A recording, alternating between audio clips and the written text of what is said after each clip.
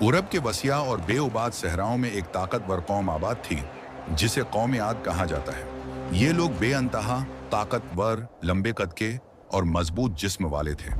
अल्लाह ने उन्हें बेशुमार कुव्वत, दौलत, खुशहाली और तवील उम्र से नवाजा था। उनका मरकजी शहर इरम ज़ात-ए-आमाद था, जो ऊंचे सितूनों, शानदार महलों और पुरताइश इमारतों से मुज़ीन था। आज ये शहर रेत के नीचे दफन हो चुका है।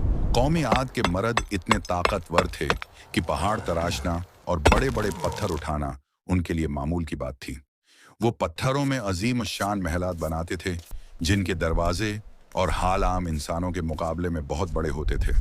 अपने ज़माने में ये लोग एली तरीन मेमार समझे जाते थे। अल्लाह ने उन्हें बागात, जरखीज ज़मीनें, नहरें और हर तरह की आसाइशें अता की, मगर राहत और आसाइश ने उन्हें मगरूर बना दिया। वो समझने लगे कि दुनिया में कोई ताकत उन्हें शिकस्त नहीं दे सकती। ऐसे में अल्लाह ने उनकी हदायत के लिए हजरत हूद अलैहिस्सलाम को भेजा। उन्होंने उन्हें एक अल्लाह की इबादत की दावत दी और गुरूर व तकब्बुर से बाज रहने की नसीहत की। उन्होंने कहा कि ये ताकत और पहाड़ तराशने की सलाहियत भी अल्लाह का ही अता करदा फजल है। मगर कौम ने उनकी बातें सुनने के बजाय उनका मजाक उड़ाया। वो कहने लगे, हमसे ज्यादा ताकतवर दुनिया में कौन है? उनका यही तकब्बर उनकी बर्बादी का सबब बना।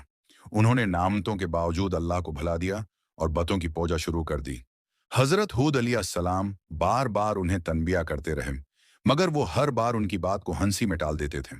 वो कहने लगे, क्या तुम हमें डराते हो? हम कभी तुम्हारी बात नहीं मानेंगे। आखिरकार अल्लाह ने पहले उन पर कहत मुसल्लत किया। बारिश रख गई, खेत सूख गए, जमीन बंजर हो गई, मगर फिर भी वो न झुके। एक दिन आसमान पर स्याह बादल छा गए। कौम खुश हुई कि शायद बारिश आने वाली है, लेकिन वो नहीं जानते थे कि इन्हीं बादलों में उनकी तबाही छिपी है। वो बादल अजाब का तूफानी, बर्फीला और तबाह कुन हुआ का झोंका थे। ऐसी हवा जो पत्थरों को भी उखाड़ कर आसमान में उठा सकती थी। उसकी गर्जदार आवाज सुनकर दिल कांप जाते थे। वो तूफान उनके अजीम महलात के भारी दरवाजे तोड़ने लगा। मजबूत सितून भी उसकी शिद्दत बर्दाश्त न कर सके। फिर वो हुआ उनके मजबूत और पहाड़ जैसे इंसानों को आसमान में उठाती और जमीन पर दे मारती। वो सूखी लकड़ी की तरह बखर गए। ये अजाब 7 रातें और 8 दिन तक जारी रहा। पूरी कौम सफा हस्ती से मिट गई। एक भी शख्स जिंदा न बचा। अल्लाह ने हजरत हूद अलैहिस्सलाम और उनके चंद मोमिन साथियों को पहले ही उस बस्ती से निकालकर अपनी रहमत से बचा लिया। कौम आद मिट्टी में दफन हो गई।